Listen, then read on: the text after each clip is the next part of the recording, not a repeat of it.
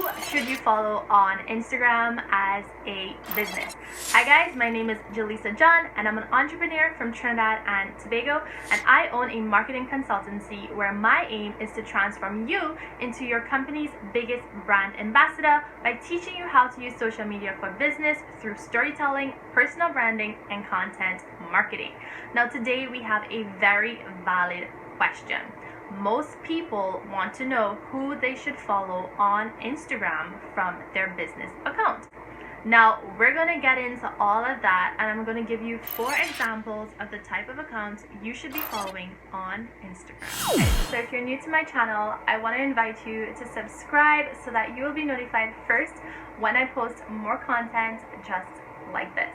Now, let's talk about who your business should be following on Instagram.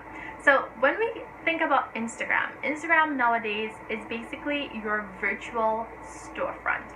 But aside from it being your virtual storefront, I also think it's a very critical social listening tool. Now, social listening is a form of research. And depending on who your business follows on Instagram, you could collect important data from these people to help improve your business. So obviously that first group of people would be your current customers.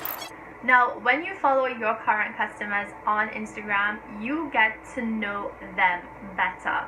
You get to see their posts, you get to see their stories, and you can collect information on their likes, their dislikes, their interests, what they do for fun, their goals, and you can then use all of this information to create better products and better content that is better suited and targeted to them and other people like them. Now, group number 2 who you should be following on Instagram are your raving fans.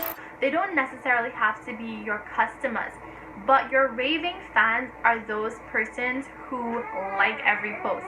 They comment on every post. They watch your stories, and they're just super engaged. Now, the reason why I think it's super important to follow this group of people is because even though they may never become customers of yours, they are evangelists, they are brand advocates, and they are willing to tell other people about your business. Basically, they are going to market your business for free. They're going to tell their friends and their families who are very likely to become customers. Now, group number 3 who you should follow on Instagram are the influencers in your niche.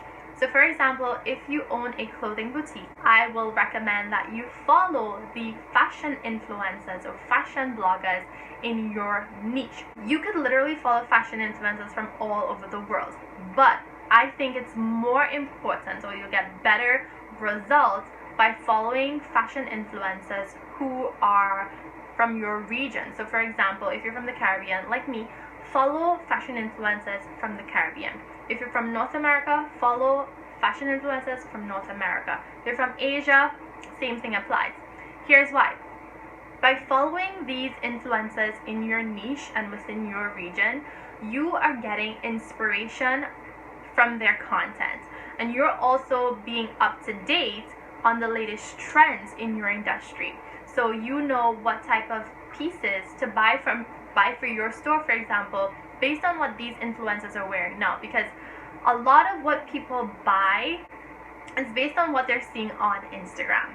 So if you follow the top influencers in your niche, in your region, and be very intentional and specific about who you follow, you will be able to stay up to date or abreast on what is happening in your industry and what are the products you should be offering for your customer base. Right, now group number 4 you should follow on Instagram are people who you can learn from. Specifically when it comes to Instagram, I think it will be to your great advantage or to your benefit if you follow people who are up to date on the latest changes or features that come out on Instagram.